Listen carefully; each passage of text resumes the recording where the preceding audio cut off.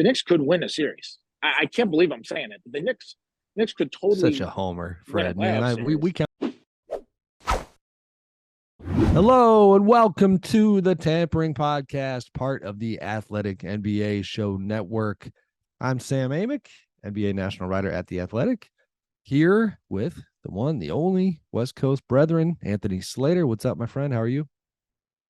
I'm good. And we have no Fred Katz again. Fred, we're starting to take it personal. Our East Coast brother, Knicks beat writer. You know, your team wins 9 games in a row, 11 out of 12. We're on here on this week's Tampering, partly to talk about, are the Knicks legitimate Eastern Conference contenders? But unfortunately, because Fred's number one priority is to actually cover the team, he's traveling. We miss Fred again. We'll get Fred next time, hopefully. Maybe we'll do like a more Knicks deep dive next time we get Fred, hopefully next week. 100%.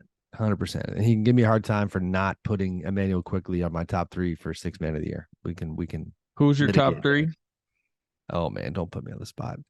I had Brogdon on there. I had Norm Powell on there. Now that has changed because the Clippers decided to go get one Russell Westbrook. So their dynamics are a little also different. Norm Powell, during a game I was at in San Francisco, seems like he dislocated or subluxation, whatever the term is, of the left shoulder. Yeah, I've seen him in a sling. I went to UCLA, Arizona, actually, when I was down in LA, and he was at the game in a sling. Yeah, I mean he was in the sling when they played the Kings the other night too. Okay, that is a legitimate injury, and you have effectively helped me stall enough. The number 3 guy on my list, this was the debatable one that I actually feel pretty good about. Are you seeing what's happening, Sam Amick? What's that? What do you got? I mean, there's another person in the chat. Great timing. What's up, guys? Fred Katz is joining from the airport. I'm crashing from the airport. I just got off the plane 1 second ago. I'm not letting you guys talk about this Knicks winning streak without me getting word in. Do you have any idea how great your timing was? We were just saying how much we missed you. We were saying that next week on the pod, we could do this now. And by the way, for the listeners, we're going to start with Knicks. Obviously, we're going to get to the rest of the NBA, the Ja Morant saga, Steph Curry returning, more handicapping the home stretch. But now, all things Knicks. Fred, I didn't have Emmanuel Quickly on my top 3 for 6 man, and I was, ready for you to just kind of let me hear it about that. That young man is playing some ball. They beat Boston yesterday, double overtime, second time during this 9-game winning streak. One of many things going splendidly for your Knicks. What say you? I mean, they're playing incredible basketball right now. You're right about Quickly. He's been on a whole other level. 38 points last night against Boston. And it's not just the scoring. I mean, you see the scoring go up with him. He's averaging like 17 a game the last 2.5 months or something. But he is, Mitchell Robinson, because he's a big man, because he anchors it, is probably their most important defender. But Quickly is just an invaluable defender. Like I think he's going to be on all defense teams at some point in his career. He's just a spectacular team defender on the perimeter. He really directs their defense. Plays with so much energy. I didn't go to Boston last night. I watched a game with my mother, and it was her first Knicks game of the season. And 2 minutes into the game, watch the game with your mother in person. Nice. That's fantastic. And 2 minutes into the game, she says, "Who's that guy?" I was like, "It's Emmanuel Quickly." She said, he plays with so much energy. I was like, my mom knows nothing about basketball. And 2 minutes into the game, she could identify, like, that's the guy who brings the energy to the Knicks. It's just very apparent, the pace that he brings, the energy that he brings. He's so important to them. I was going to say, I got you real quick, Slater. Sorry to jump in again. I got you in serious basketball mode too quickly. Can you give us a little bit of the color? Because the people not watching on YouTube here, Fred is being a loyal Tampering co-host, coming to us from the airport. It's clearly cold back east. You got that winter coat on. What is the context here of your travel schedule today? I mean, the context is I just got off the plane 1 second ago. We got a nice escalator situation behind me. I'm not going down the escalator, quite honestly, because I just didn't think it would be good audio just hearing my bag drag on the graded metal. So instead I'm standing next to it and you can hear everybody else's bags drag there. I was just wanting to ask about Julius Randle, right? I mean, he's been like maybe the best player in the league since the All-Star break. He's got like a 46-point game. He had that crazy game winner in Miami. His arc has been the last 3 seasons has been like this wild roller coaster, right? Like the all NBA breakout. Then last year, it felt like he was one of the most disappointing stories in the league. He was like kind of like beefing with the fan base a little bit too, right? And then he's back again this year to like all NBA form. Like what's happened with him in the last 3 years? I would say it's a number of different things. So he made All NBA 2 years ago. He got on the second team. He won Most Improved Player. And the way that he's succeeding this year is completely different from the way that he was a couple of years ago when he just dominated from the mid range. He shot a ridiculous percentage on jump shots, which I don't think anybody really considered to be that sustainable. He was over 40 from three. He was handling the ball a lot. The offense ran through him, and now things are very different. Last year, he really struggled being the focal point of the offense. Like that wasn't for him. His biggest weakness offensively is his recognition of double teams when they come. We saw that late in the Boston game last night too, where double teams come and he doesn't realize it and he turns it over. He gets off the ball late, that kind of stuff. And that's stuff the coaching staff is telling him all the time. With Jalen Brunson there, that's not as big of an issue. Now all of a sudden, Brunson's setting him up. Ryan Rucco said in the broadcast last night, he has more points off spot-up jumpers than any other player in the league this year, which is extraordinary. And he's completely renovated his shot selection in the way that he operates. He's taking more threes than ever, like by far. And he's only shooting 35% from three. But because he's taking so many threes, he's basically eliminated the bad long twos. And he gets to the rim a little bit more, and he gets in the paint a little bit more because some of those long twos are now short mid-range shots. Just because of the types of shots that he's taking, he's been his most efficient player since he come to New York. He's been great. He's playing at a different intensity. Defensively, he's playing at a different intensity. And you're right, since the All-Star break, I mean, that Miami game, like it wasn't just the game winner. He had 43 in that game and was hitting everything. Jimmy Butler and Bam Adebayo played incredible defense on him, and he hit an unbelievable floater over Bam. He was just taking him one-on-one, like it was mismatches. And those guys are as good as it gets. He was just on fire, and he's been reading the game great, finding guys in the corners, passing out. He's playing at another level right now. A couple numbers for you, gentlemen, because the 9-game winning streak, for obvious reasons, is in the spotlight, but 11 of 12 is the stretch. You know what I mean? Where they have really turned it around. They were 28-26 on February 4th. During that stretch of 12 games, we mentioned Randall, 28.5 points, 8.5 boards, 4.2 assists, 50% from the field, 40 from three, big time production, big time numbers. Jalen Brunson, almost 27 points a game, 6 assists, 4 boards. Quickly, what jumps out for me is almost 43% from long range on about 6.5 attempts a game. And by the way, Julius Randle, just to go back to him, and I don't have his entire career numbers in front of me, but my goodness, boys, 10.1 threes. I mean, you're talking, since you're the Steph whisperer in the Bay there, Slater. I mean, that's up in Steph territory as far as volume, or at least in the neighborhood. Yeah. I mean, that was a very conscious decision too. Like that's something that the team has been pushing him on.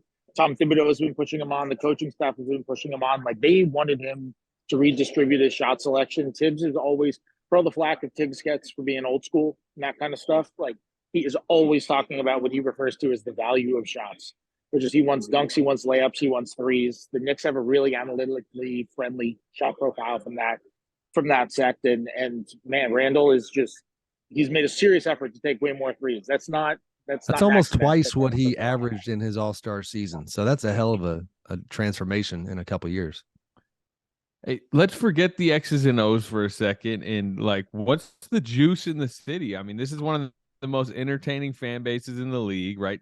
I still vividly remember that Hawks Knicks series where they let fans back in MSG a couple years ago felt like the first big sporting event post COVID, right? I remember it was like, wow, there's like people courtside, and that was such a fun environment. That really a fun season for them. Last year it was the disappointment. What's the belief level locally? Just what's like the color locally right now? Oh, I mean, you guys should see my group chat.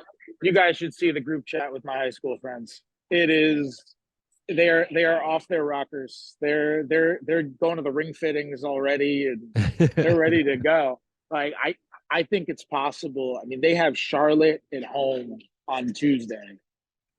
It's possible the environment. The environment for that game is going to be absolutely insane. Like, especially if the Knicks do what they're supposed to do against the Hornets and they get off to a nice run, because they're not just beating teams on this stretch. That's the thing. They annihilated the Hawks and they annihilated the Nets a couple of times, and they're really running up scores on teams. They're killing teams. I mean, they had a wire to wire win against Boston at home last week, and then they win in Boston again. And when they get those big leads, the MSG is just insane. I mean, I don't know. Do you guys? I think they can totally win a playoff series. I think they're definitely good enough. First of all, Tuesday series. night sounds like a stage set for Kelly Oubre to break some hearts. I know it does seem like a letdown game, right? Like I can already see Kelly Oubre after a big three to give him 35, doing his blowing the kiss to the crowd. Number one. I wish you had. 7 threes, I wish you had a holding mic. You got the AirPods in today because you're at the airport. I wish you could just go grab guys on the street and women on the street and say, "Hey, what do you think about them Knicks? What about them Knicks?" 9 in a row. If they knew who you were, because we're writers, we're not as famous from a face standpoint, Fred. So I mean, you have not been asked to sign any autographs during this visit from the airport. But my goodness, if they knew who you were, they'd be jumping in on this conversation. Man, I not famous. I couldn't even get into Knicks shoot around in the Heat Arena on Friday. So that's a tough arena to get into. Oh, it is the tough arena. It is tougher. It's tougher than Fort Knox. It is easier to get into the Pentagon. MSG's pretty bad. Yeah. All right. MSG We're tough, going down a rabbit Miami hole. is the roughest. Context of the East, Fred and Slater too. They're right there with Cleveland right now. So in terms of contenders, we know it's a Boston, Milwaukee, Philly top 3, and then and listen, the idea that they just took the Celtics out twice in this stretch is no small feat. 3 times this season. I think I don't have it in front of me. It's been a very long time since they swept Boston. In terms of kind of differentiating fun little stretch versus actual identity of this team, and like you said, a team that can win a playoff series and maybe go even farther than that. What do we think? I think they could win a playoff series. I think it would be a great series against Cleveland. Like, even beyond just the Donovan Mitchell revenge series against the team he never played for narrative. I mean, that would obviously be really, really fun. And I'm sure there are some people, if not everyone, in that front office and in that organization who are going to be saying, oh, man, like, you can't lose to Donovan Mitchell in the first round. Like, it's going to matter to people in that organization what ends up happening there beyond just the basketball reasons why it would matter. But I actually think it would be a great series. The Knicks have beaten Cleveland 2 out of 3 times this year. They play again at the end of March, which could be really important for seeding with how close those 2 teams are right now. I think the 2 guards in Cleveland who are so dynamic against Brunson would be really, really fun. Those 2 rim protectors in Cleveland who are so dynamic defensively, would be amazing to see, with the way the Knicks attack the rim, and that would be a great matchup. I think that would be a really, really fun basketball series. It does seem like that's the most likely one to happen. I don't really see either of those teams passing Philly. And with the way the Knicks are playing, Cavs are playing pretty well. I don't really see them dipping to 6. There's a nice gap widening there. So it seems like that series is going to happen.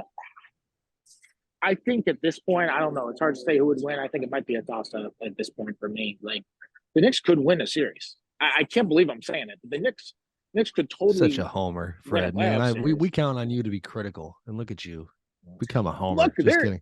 They are. It's not, Sam. It's not just the hot streak. And you say it's not even just 11 of 12, and it's not even just 12 of 14. Since December 4th, they're 29 and 14. I mean, that's a 43 game sample. That's more than half the season where they're 29 and 14. Like, why have they become so good? I mean, obviously Randall's playing well. We mentioned quickly Jalen Brunson's been the signing of the offseason, but like, what has gotten it to the point where noted New York cynic Fred Katz and the New York media believe they could actually win a playoff series? Well, I chose December 4th, not because it's an arbitrary date, because it actually signifies something. That's the date that Tom Thibodeau shortened the rotation to 9 guys. No more Cam Reddish, no more Evan Fournier, no more Derrick Rose. Went to 9 guys on that date. They had a terrible loss to Dallas on December 3rd, where they gave up 40 points in the third quarter. Tim Hardaway Jr. and Luka Doncic outscored the Knicks in the third quarter of that game. And they just got blown. The doors got blown off of them at home in the third quarter against Dallas. And major changes came. They were 10-13 on that date, and they really turned it around. Part of it is the defense. They were 24th or 26th in points allowed per possession at that point. And the defense has really ratcheted up, in part because of the rotational changes. Quentin Grimes is so much better defensively than he was last year, I think, where he was pretty good. Emmanuel quickly is just so improved, and he's been playing more minutes under these circumstances, and that's obviously huge. Mitchell Robinson has been so much better defensively as well. And the other part of it is like Julius Randle is playing out of his mind. Since November 29th, he's taken more threes than any other player in the Eastern Conference. It started right around then that he started chucking up all those threes. And Jalen Brunson, who just won Player of the Month in February in the Eastern Conference, is out of his mind too. He's averaging just short of 30 a game since January 4th. You have 2 guys playing at a clear all-star level for 3 months or so, and a bunch of other bench guys stepping up at that level. The Josh Hart trade was great for them too. Yeah, that's another one where he's just, they're 9-0 with Josh Hart. He's been a perfect fit for them. He came in, he closed his first game there. He just fits in with their identity. He's such a Tibbs player. Why do you think it's different than a couple of years ago when they did what I think they were the 4 seed in that Hawks series, and it seemed like one of those years where it's like, all right, well, Thibodeau clearly maximized them in the regular season, and which is a criticism of him, I guess you could say, that like it doesn't translate as well to the playoffs when everybody's scouting and preparing and attacking the game like Thibodeau does in the regular season. Like, why is it different than that season? Because they're so much more complete. Like, they're just that team, that Hawks series. The narrative came around. Okay, the Hawks swarmed Julius Randle, and Randle looked overwhelmed because he's not a lead facilitator. He's the guy who has been next to Jalen Brunson. That's where he can excel and be his best. And they swarmed Randle. And Randle struggled, and the offense really struggled, and they lost in 5 to Atlanta. And I think the narrative coming away from that series was, okay, the Knicks' style, the way that they played, was not conducive to the playoffs, and it didn't work in the Hawks series. And Randle was too slow to adjust, Tibbs was too slow to adjust, and it didn't work stylistically. And that is partially true. But I don't believe that that's the main reason why their offense struggled so much against Atlanta, which was not an elite defense or anything like that year. The reason their offense struggled so much against Atlanta was because they had a bad offense that year. Like, they were 24th in offensive efficiency. So when you go up against the playoffs, you're going to struggle even more. And I think that's what happens. The Knicks right now, I think, are 5th. They're 5th in points per possession. Like, they are the 5th best offense in the NBA right now. I mean, this is a totally different team. Now, they don't do it in the way the Warriors do it. They don't look like the 2014 Spurs. They and Dallas are the 2 most isolation-heavy teams in the NBA. But Brunson is amazing in isolation. He's one of the best point guards in the league now. Randle has been chucking him up. And they've really found the way to score without 3-point shooting because they're just good at all the other things. Don't overlook Mitchell Robinson's offensive rebounding.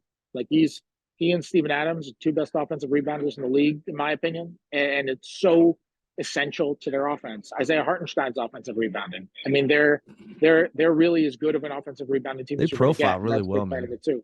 Like, yeah, 5th in offense, 14th in defense. And then this is not even trying to go down the hot take road here. And I hadn't had this thought all season long, but if this continues, is Tom Thibodeau the guy who we all assume? I mean, listen, the arc of Tibbs' career is year 3. Everybody starts getting tired of his voice. That's what we are used to believing. To his credit, he's gone from being a guy that we were talking about around the league as possibly being in trouble, hot seat wise, to, playing a big part in this turnaround and probably should be in on that coach of the year conversation. I mean, they're very well coached. I don't think you can watch them and think of them as anything other than well coached. They play crazy hard. Everybody has. So I was having a conversation with Mitchell Robinson at his locker about a week ago. And there was a play in a game that they were in where against Boston at home, actually, last week, where it's the fourth quarter. tight game. Mitchell Robinson blocks Malcolm Brogdon at the rim, and then he busts to the other side, and he's the first one down the court. Like, he doesn't just beat his man; he beats everyone down the court after getting a block. Quickly puts up a floater in transition, and Mitch has perfect positioning for offensive rebounding because he got down the floor so quickly, and he gets a tip in. So I asked Mitch about that, and I asked him why he was running so hard down the court and what his goals are when he's just busting ass in transition like that. And I thought he was going to say, "Oh, you're trying to fill the lane and hopefully you get a wide open dunk out of it." I thought that's what he was going to say, and it wasn't what he said. He just immediately says transition threes. I said, "What do you mean?" He said, "I got to draw the defense in, and that way Quickly or Grimes or Josh Hart or somebody else can get an open transition three because that's going to be the big thing. That's all I'm trying to do when I'm busting down the floor like that." It's like, man, that's not just like knowing your role.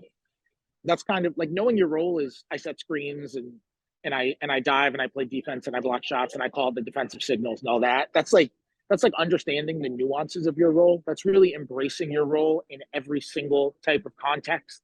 And I think they have that across the roster. And it's not unheard of, certainly. There are a lot of other teams like that, but it's more uncommon than not that you have a bunch of guys who just understand their roles to that degree, to the way that Mitchell Robinson was talking about, the way that Quickly does, the way Grimes does, the way Hart does, Brunson, even Randall, the way that he's adjusted next to Brunson so willingly. I think they have a bunch of guys who are just really embracing the way that they play. And look, that's on the coaching staff, right? Like they have total buy-in right now. Right. Good stuff, man. Listen, we were going to go deep on the Knicks without you. What a nice surprise. Well, that's why I'm here. I know. I appreciate you, brother. I will not forget this. Do you want to stay with us? Are you going to head home? What is your I'm heading home. You guys do your thing. You guys talk about Ja or whatever you're going to talk about today. Yeah, we got plenty more to come. All right. I think we need an ad break here. Let's ad break. Yeah, let's ad break. All right, Fred. Travel safe, brother. Appreciate you. Good stuff. Thanks, on the other guys. side of this break, I think we're going to tackle the Steph Curry return, Mr. Slater. We will get to Ja, but I feel like we are in a hoops state of mind, and that is an off-court situation in Memphis. That and much, much more on the other side of the break. Today's show is brought to you by Indochino. Visit Indochino.com and use the promo code AthleticCBB to get 10% off any purchase of $399 or more. Wedding planning is intimidating, but finding the perfect suit just shouldn't be. Indochino makes it easy to get a fully customizable suit right from home. I personally got some custom tailored shirts from Indochino recently, and they fit me perfectly. They become my go-to button-up. It's hard to find off-the-rack clothes when you have broad shoulders and long arms, guys. Well, Indochino will let you decide the suit you've always wanted to have and fine-tune every single detail. From lapels to linings, monograms to pocket flaps, you can get whatever you want at Indochino with suits starting at just $499 and fitted shirts at $89. It's bespoke without the premium price tag. You just set up your measurement profile on their website, choose the fabrics and customizations that you want, and then you get them delivered right to your door. When planning your wedding, get a suit as unique as you with Indochino. Go to Indochino.com and use the code AthleticCBB to get 10% off any purchase of $399 or more. That's INDOCHINO.com. Promo code AthleticCBB. All right, Slater, we are back. Let's keep it moving. Like I said, we're going to stay on the hoops front. We'll get to the Ja Morant saga in a few here, but you were at the Chase Center last evening. Or no, Crypto.com arena yesterday afternoon. Afternoon, doubleheader. Clippers, Mavs, Lakers, Warriors, all kinds of hoops action going on at the Crypto. Actual double header in Crypto, which was that's what I'm saying. Yeah. Clippers, Grizzlies in that game. Oh, what did I say? Clippers. I think Mavs. I'm all over the place, man. I'm sorry. Yeah, Clippers, Grizzlies. And we are going to talk about that too. All right. Steph Curry, though, had missed 11 games with a lower leg injury. Steph Curry is a pretty good ball player and a guy that the Warriors desperately need if they have even the slightest chance of defending their championship, let alone getting into the playoffs, not by way of the play-in. They kept their heads above water without him, played pretty well, roughly 500 basketball, and, end up dropping that game to the Lakers. But thoughts, observations, analysis. This is a big moment for them, and also any clarity on Mr. Wiggins, who has been out for some time with personal reasons as well.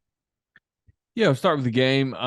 Steph himself looked good. I mean, that's one of his kind of superpowers is the condition he keeps himself in, right? I mean, and I'm not just talking during an injury, but if it's mid-August, if it's July, if it's day one of training camp, the guy's just always in like a pretty like peak physical shape. So he was able to play 30 plus minutes. The shot, he missed 2 open threes in the first quarter. I think he had a scoreless first quarter, like played like 7-8 minutes. And you're like, looking a little bit rusty, but shook it off right away, came back in for his second quarter stint, scored 8. He actually had 19 in the fourth. There was that sequence where Austin Reeves like kind of skied and blocked his shot. And of course, the Lakers crowd was like, I wouldn't say taunting Steph, but if Austin Reeves has a spike block, that really kind of gets the Lakers crowd going, particularly when it's on Billy Kobe, man. They love that kid. And then he same possession because it was off Reeves out of bounds. Steph hits like a 29-footer with Reeves all over him, and kind of gives it back to the crowd a little bit. And it felt like one of his little, he has had several injuries in his career, and he always kind of has those like I'm back type moments. The most famous one in Portland. It kind of felt like that because it was during this sequence where he got really hot, scored 19. They did not win. They were on a 5-game winning streak without him before he came back. But guess what? Clearly, that was at he's home. the problem. He is the problem. The problem is their location, right? I mean, everybody knows 7 wins on the year on the road. 7-24 on the road. That's just like basically the same record as the Pistons on the road, and then 27-7 at home, which is like the same record as the Milwaukee Bucks at home. So it's just it's difficult to even understand at times. Sure. But yeah, I mean it's kind of one of the issues they're trying to solve. But I do think they're in a healthier place than they've been at a lot of points this season. From I think a lot of the side pieces on the team kind of found a rhythm without Steph, and then you don't really worry too much about Steph getting back. What about the Wiggins component? Yeah, it's nearing 3 weeks that he'll be gone. It's kind of like shrouded in mystery, you would say. I mean, like the team is maintaining that like it's an excused absence, that he's away. They're only saying family matter. Wiggins is, even prior to this situation, is a very private individual that tries to keep his personal life. So they're not delivering many details about it. And Bob Myers has even said this publicly, but are saying like they do expect him back. Like they don't think this is going to be a rest of the season type thing.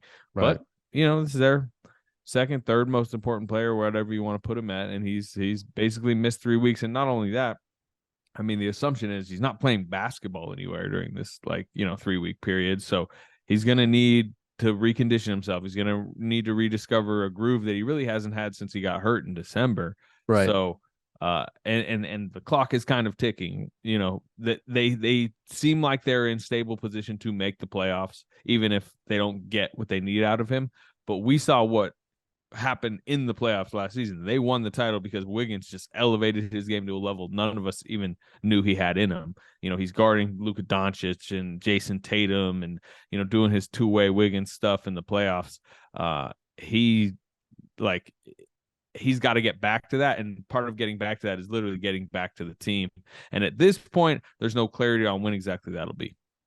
Yeah, I mean, and their defense being such a problem all year long. I mean, he's a massive X factor if they do have a chance to contend. So we'll see what happens there. It would behoove them. You talk about that road record, man. They are currently, as we do the pod, 2 games behind the Phoenix Suns, who are in 4th, and so home court is within reach. We mentioned the 4-5 of like possibility. That's where I was going to go, right? Knicks Cavaliers. How about KD against the Warriors as a 4-5? Well, I am loving the way that this stuff, although I admittedly I kind of hate that because this is a problem I've never had before. I joked with someone the other day. I said, man, I'm going to be sitting up here near Sacramento, potentially having to choose between, some Kings playoff series, which is 15 minutes from my house, or but if we got Warriors Suns happening down the road, I might need to come join y'all and watch that action.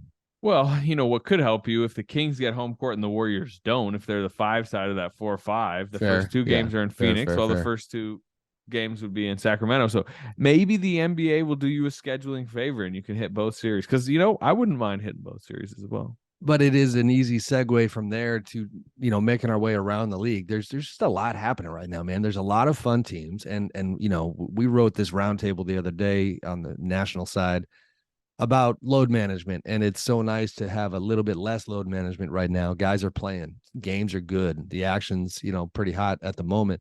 So those Phoenix Suns, since Mr. Kevin Durant, excuse me, has come to town, are 3-0, and they take care of Dallas on Sunday afternoon in a game that I watched the tail end of last quarter. And first of all, I mean, the wild ways in which these Mavericks with Luka Doncic and Kyrie Irving can continue to find ways to lose close games is brutal. And this one, Luka misses a late bunny that I believe would have tied the game. Not the kind of miss that you see Luka ever have. He gets frustrated in the worst moment of the game for him. Devin Booker comes over and reportedly is basically telling the ref that Luka should have been called for a foul. Luka doesn't like that he's saying anything, tells him to shut the F up.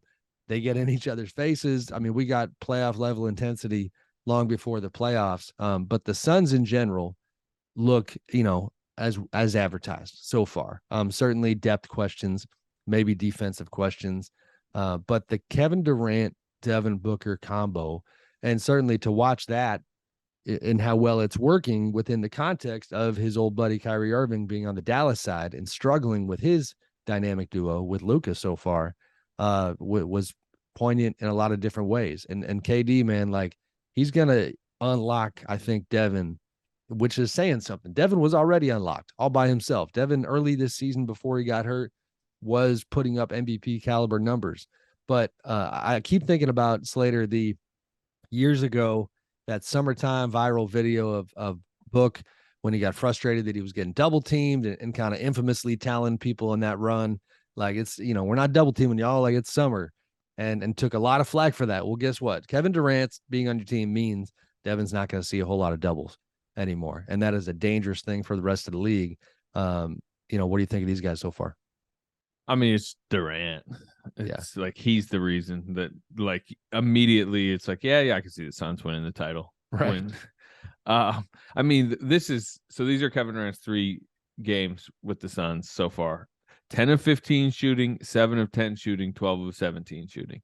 Right. It's not only the obviously extreme efficiency it's almost there, 70%. but it's the lack of field goal attempts he needs to score 23, 20, 37 on set 12 of 17 yesterday. Because guess what? You look at Devin Booker's stat line. Devin Booker, 15 and 26, 12 of 24, 15 and 25 in those 3 games. He's shooting crazy 8 more field goals per game right now than KD. And that's, KD, he's so easy to fit in as a chess piece on the court.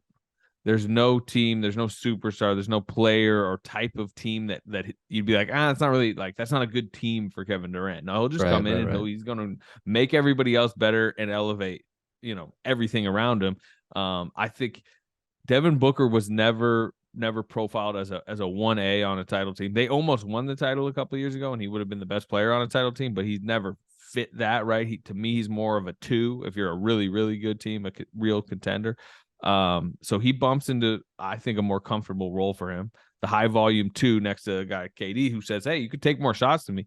I'll probably score more points still because I'm gonna hit every shot I take. But and then DeAndre Ayton, I think he's probably more comfortable accepting a role as like a 3 on this team, you would say, because it's easier for him to look at Kevin Durant and be like, yeah, that looks like a superstar, right? It's tough for him, I think, to grumble about like lack of maybe shot attempts or lack of, fame that comes from this, because it's just like, look, Kevin Durant's Kevin Durant.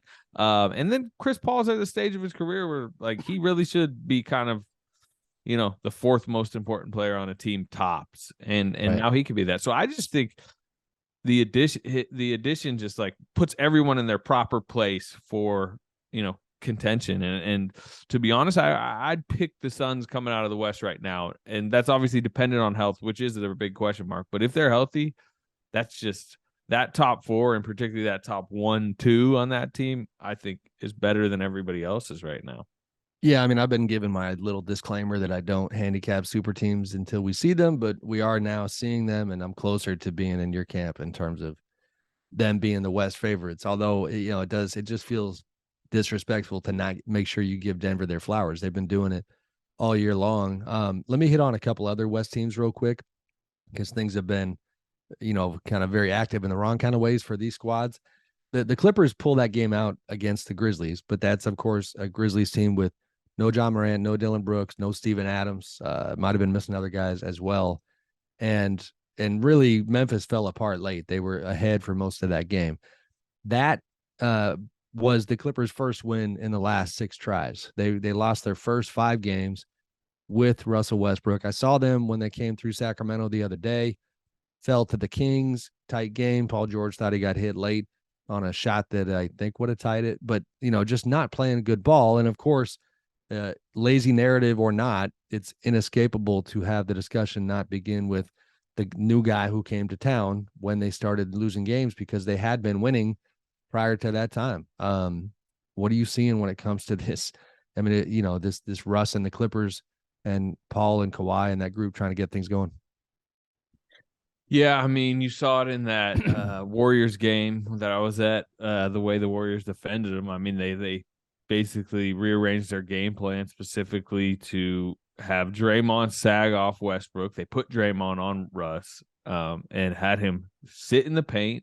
It was exaggerated. It obviously, turned into like viral videos just from, I think people just, like the comical component of it. But it was like, strategically really mucked the game up for the Clippers offense. And, they not only were telling Draymond, hey, stay off him, but nobody rotate over. And like that to me is like they bottled up the Clippers offense because of it. And I think in a playoff series, that is the type of scheme that they're going to face. And it's what I thought of that I want to bounce off you, and I want to make sure I don't try to pretend I'm a sports psychologist here, but Paul George pushed pretty hard for Russell Westbrook. That reporting is undisputed, and he's publicly done the same thing when they were talking about the Russ possibility. I just wonder if you're Paul George, and you did this Clippers thing with Kawhi Leonard, who is by all accounts the poster boy for load management, a guy who physically has struggled last couple of years just to stay on the floor. It feels a little bit to me like, perhaps Paul reached the point where, his sense was, listen, everybody, like, I'm not down on what we're doing here. I understand the reasons, but I've spent a lot of time playing out there without a co-star. And Russ, of course, is the guy that he was with most recently in Oklahoma City, a guy that he has been rocking with before and after that experience, and a guy that he speaks highly of, thinks highly of, is very close with. Excuse me. And it feels a little bit like, Paul might have just wanted, like, you just got to give me that backup guy. I got to have another guy. And that might have been part of the mentality. And before you kind of give your 2 cents, the other context that got my attention here the other day was Paul visited with JJ Redick on his fantastic Old Man and the Three podcast. And on that pod, talked about load management in the kind of way that you would not expect a Clippers star to talk about load management, which is to say, and I'm paraphrasing, that he basically said, we don't practice. He's talking NBA wide. We don't practice anymore. He doesn't think that's the best thing for players, that it essentially you get softer because you're not competing all the time. He talked about his Pacers days, his experience with Frank Vogel, and how it was you play hard on game day, you practice hard on practice day. And to hear that from Paul, and then just to kind of try to unpack it all, considering that it does run counter to what the perception of the Clippers ethos is interesting to me, and maybe might play a small part in explaining why he wanted Russ on this team. Yeah, I mean, because Russ is going to bring it every day. Like, that is the one thing. And Russ is highly respected by players league wide for that, exact thing. I mean, I don't know how many times I can remember back in my early days covering the Thunder, getting to the arena like 2.5 hours early, especially, young reporter, like, gonna get there really early today. And it's like Russell Westbrook is out there 2.5 hours, empty arena, like going through a very, stringent routine. I mean, he's OCD about it. So he has a high level of like professional respect about the way he goes about his business. And yeah, maybe there's just a belief that, you know, he enters the fray and brings a level of seriousness and toughness to the situation. Now, the way his offensive game has fallen, I just think presents strategic trouble for them, as I was mentioning. It you know, kind of blocks Terrence Mann's spot in the starting lineup and maybe in the rotation at times. But the truth is, you know, if the Clippers do make the playoffs, and I still think they're in fine position in a West that, you know, yes, it's packed up, but also like, you know, a lot of these teams are just going to keep losing because they've been losing all season. So I do think the Clippers will make the playoffs, and by the time they get to the playoffs, they'll have enough of a Russell Westbrook sample to decide, I think, do you bring him off the bench? Do you have him in a small role? Is he still on the team? You know, it's a very low stakes contract. They have him on a minimum prorated deal that at any point, if it really went south, you could cut him. I'm not saying they're going to do that, but it's an option. So maybe by then, you know, they'll have found the correct role for him, and maybe he plays him. You know, they came back and beat the Grizzlies yesterday, and Paul George was awesome, had 42. Russell Westbrook had a real like power and one, and kind of screamed towards the baseline. Ballmer was over there going crazy. Man, he has spit coming out his mouth. Yeah, He dropping a mother effer. That was something. Yeah, it wasn't the most impressive win because obviously the Grizzlies didn't have half their team basically, and you know, they give up what, like a 51-point third quarter. Third, yeah, man. Yeah. So we'll see. I don't know where it's going, but I do think you're right on your read of like why Paul George might have wanted him around. Today's show is brought to you by Indeed. Visit Indeed.com/NBA Show 22 for more information. What's better than finding quality candidates? How about finding them instantly? For a powerful hiring partner, you need Indeed. Indeed is the hiring platform where you can attract, interview, and hire all in one place. Don't spend hours on multiple job sites looking for candidates with the right skills when you can do it all with Indeed. Find top talent fast with Indeed's suite of powerful hiring tools like Indeed Instant Match, assessments, and virtual interviews. You hate waiting? Indeed's US data shows over 80% of Indeed employers find quality candidates whose resume on Indeed matches their job description the moment they sponsor a job. Something I love about Indeed is that it makes hiring all in one place so easy because of Instant Match. Candidates you invite to apply through Instant Match are 3 times more likely to apply to your job than candidates who only see it in search, according to US Indeed data. Indeed knows that when you're doing everything for your company, you can't afford to overspend on hiring. Visit Indeed.com/NBA Show 22 to start hiring now. Just go to Indeed.com/NBA Show 22. Indeed.com/NBA Show 22. Terms and conditions apply. Cost per application pricing not available for everyone. Need to hire? You need Indeed. So I'm bouncing around. Good analysis on the Clippers. Let's talk Mavs. They, make sure I get this right here. Since Kyrie came to town and began playing with Luka, which would be February 11th, they have now lost 6 out of 8 games. That matchup with the Suns, and apologies for jumping games here. I should have just gone from Suns to Mavs, but that's all right. That matchup with the Suns was interesting because it was a mirror image to an extent of 2 teams with similar profiles, just one, I think, better than the other. You know, defense being a concern for both to a lesser degree with the Suns, and in a tight game all the way through, but then Phoenix finds a way to separate at the end. Like you said, Mr. Durant having a lot to do with that, a big mid-range shot on the left side to seal the game. But man, the late game stuff with Luka and Kyrie, and nothing like disastrous in this one like there had been in a couple of other games. But you do conceivably have 2 of the best closers in the game, 2 of the better closers. I mean, Kyrie at his peak is the closer, but just not coming together so far. I know it's relatively early, but you know, this is what we talked about when the Mavs made this move with Brooklyn, was the pressure that came with having such a tight window because of Kyrie's free agency this summer. Like, you know, if you had to pick one team that made a big move at the deadline that really needed to get off to a good start to avoid the big picture conversation that might come with struggle, it was the Mavs. And then, you know, they've ended up really scuffling. Yeah, but this is again where I just think the West standings are so forgiving, where, you know, they're 33 and 32, and I can remember seasons I remember covering the season for the Thunder where Durant breaks his foot and they win 48 games, but they're the 9 and don't get into the playoffs because the 8 seed was like a 49 win team. Or I remember when the Grizzlies one year, the Marcus Gasol Grizzlies were 50 win 7 seed.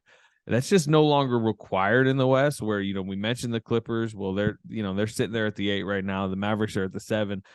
It's not like they're not good early signs with Westbrook or good early signs with Kyrie and Luka, but they're a 3-game winning streak from being out of the play-in, and to be honest, like they're going to be judged, I assume, both Clippers and Mavericks, with the way the Jazz are basically tapping out of the season at this point. It seems the Pelicans, they just don't have anybody healthy right now, so they're probably falling off. The Lakers don't have LeBron. I don't think they're ready to surge. The Thunder are basically, it sounds like taking it easy with Shai Gilgeous-Alexander. I don't expect the Blazers to rise. So at this point, I think the Clippers are making it in, and I think the Mavericks are making it in kind of by default. Right. So they're going to be judged once they get there.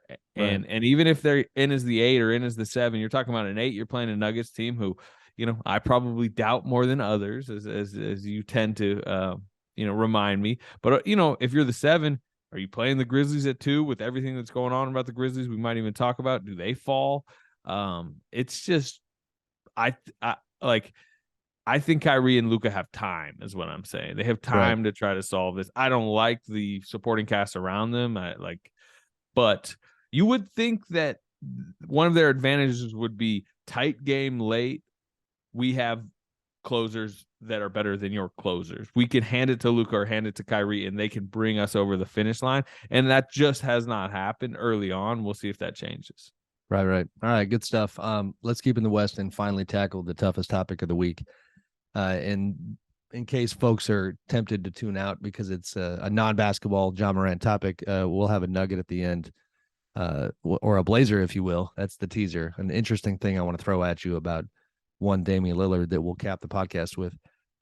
Listen, when it comes to Ja, just incredibly unfortunate situation, unnecessary. Everybody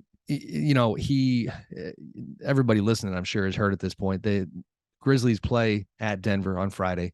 Late that night, Ja jumps on Instagram Live and he's partying and he's in some sort of club atmosphere and flashes a gun on video while he's partying. And you see, people in the background, music playing, this and that. And, in a vacuum, it would have been an incredibly problematic thing to post. But this wasn't in a vacuum. This is a guy in Ja who had already been tied to a number of situations in which people accused him or people around him of flashing guns, threatening with guns. And specifically, you're talking last summer, he's been sued by a young man, a 17-year-old, for being beat up at Ja's house on the outskirts of Memphis. Pickup game at his house. And, as the story goes in terms of the lawsuit, they get into it after a pickup game. And, the young man claims that he was punched 12 to 13 times by Ja. And in that interaction, again, timing wise, that's last summer. In that interaction, the lawsuit states that Ja had come out of the house, according to the kid, with a gun in his belt and flashed that, and that his father supposedly told him, no. So that's number one. Accusations, unproven, but accusations nonetheless. Now, the same summer, 4 days later, according to the Washington Post, an incident at a Memphis mall in which Ja's mother apparently had some sort of disagreement with an employee at a shoe store, and according to their reporting, had called Ja essentially for some help, and he shows up with quite a few people, gets into it with a security guard. No gun accusation in that situation, but the guard claimed that he was pushed in the head by one of his people. There were threats. Not good. Then you have, the story that we broke from January 29th, when the Grizzlies and the Pacers had been having words all game long.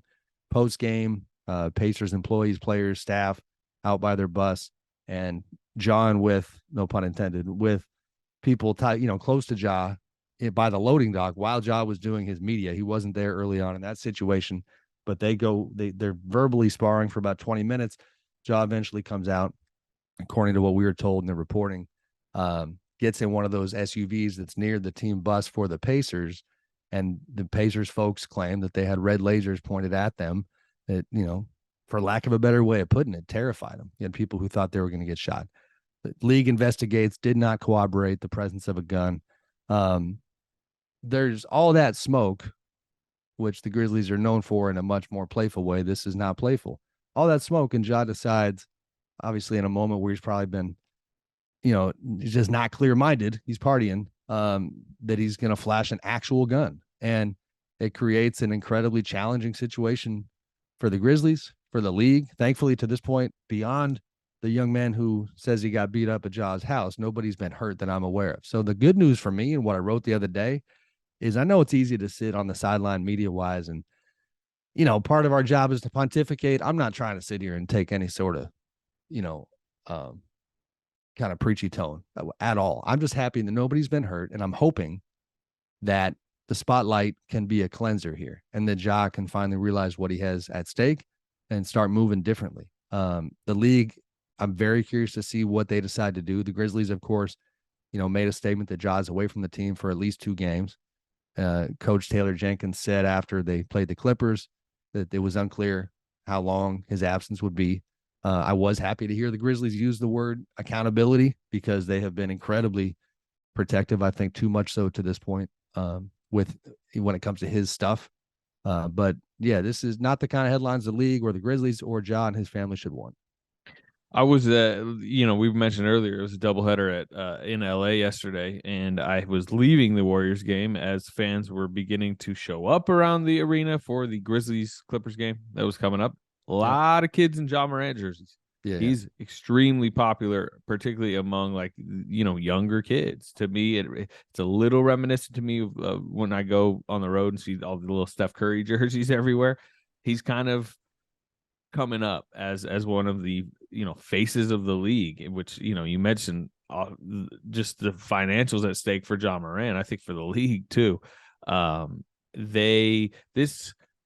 think the Grizzlies did the minimum here. They didn't even say the word suspension. It was like, he's going to step away from the team for 2 games. There clearly seems to be some sort of, right now, I think with the league and with the Grizzlies, and I'm sure with Ja and Ja's, people, they're trying to just figure out, the best PR way to reintegrate him, I would guess. And that to me, I'm very curious about, how long does he stay away? How do they bring him back? And the one thing, how does Ja Morant handle, does he sit in a press conference and answer a bunch of questions about this type of stuff? He's kind of shaded away from answering many questions about that. He put out a statement that took some level of accountability, but it was clearly kind of a manufactured statement, right? I want to see him, does he, like I said, I mean, first of all, how long is he going to be out, right? Because things that we don't have clarity on, whose gun was it?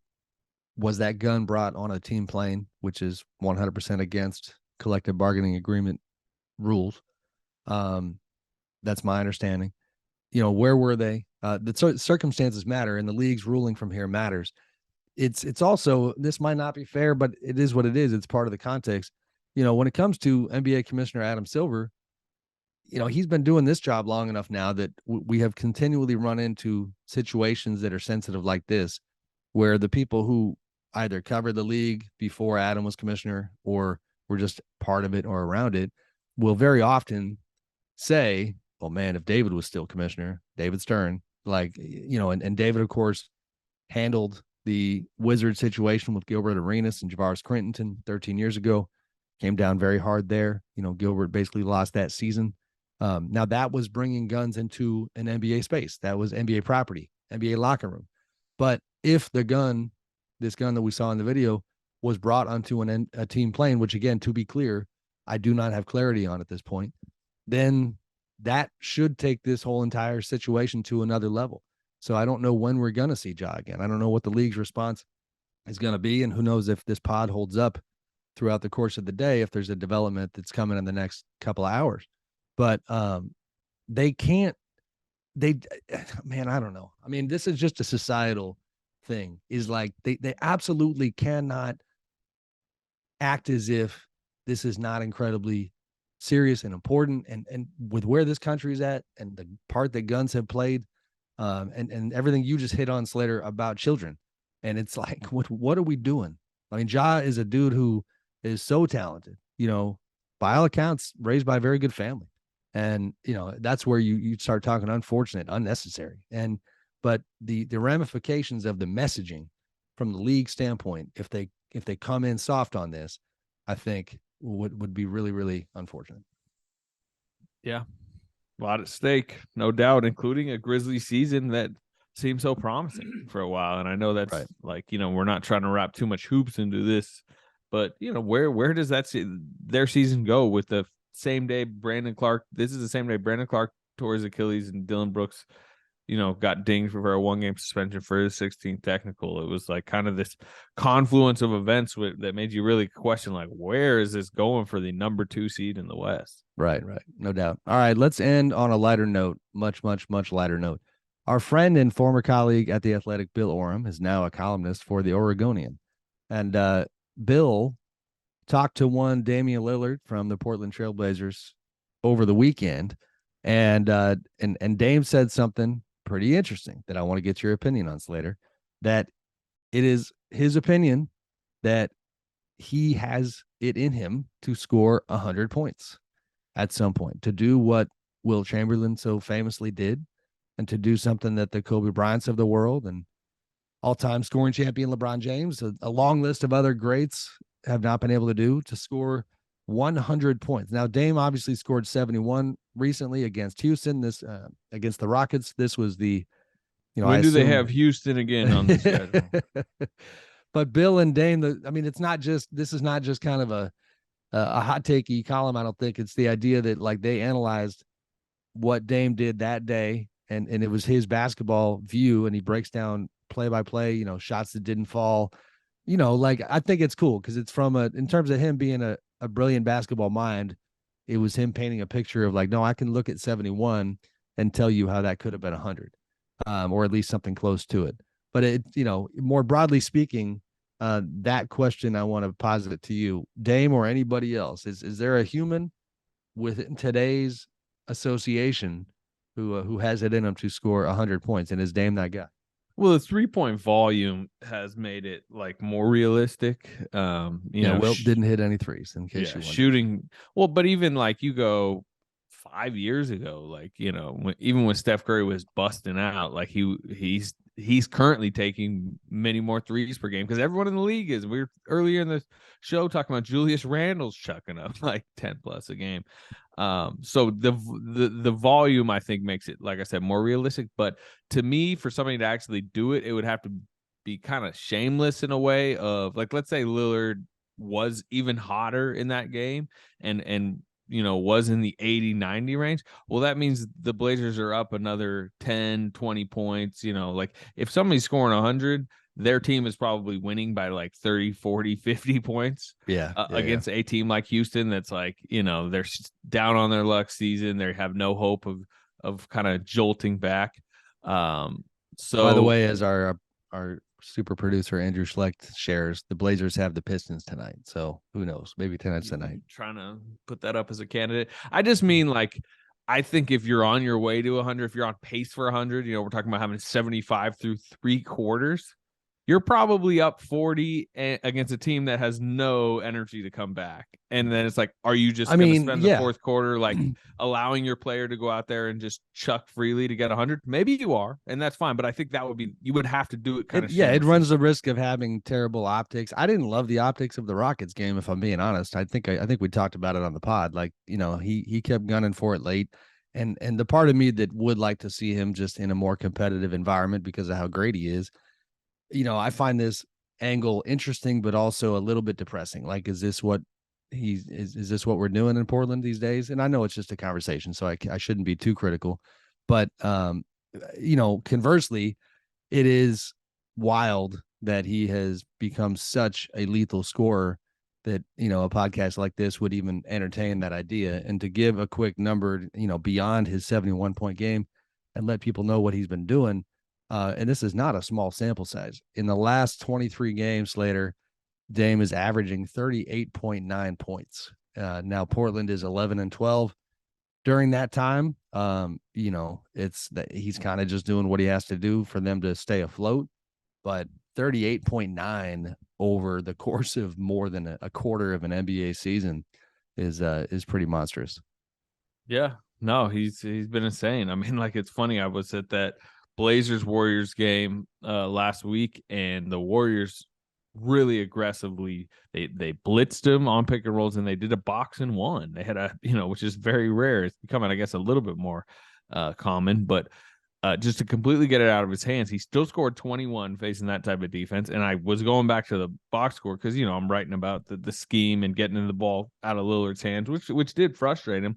But you're going, and he like I said, I think believe it was 21, and I'm like, man, 21. This is his lowest scoring game. I'm like scrolling down his game log, like, oh, this is like his lowest scoring game in the last 22 games or something like that. And 21 points is great. It's not nothing, yeah. Yeah. So I mean, I would just remember looking at the game log, like, man, this is insane. Some of the numbers he's been putting up on just like a nightly basis.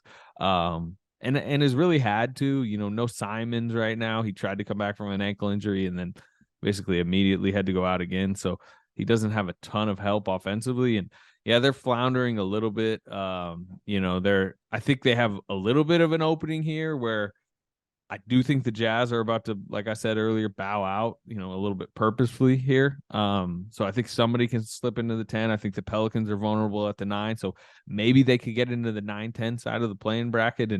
And it would be on the back of one of those Damian Lillard, insane, 2-month scoring binges. Right. No doubt. All right, brother. Good stuff. We had a little cameo from Mr. Katz, who we thought we were going to miss this week, and a good, robust, lengthy Knicks conversation, all things association from there. Appreciate you. Appreciate the listeners. And we will talk to everybody next week.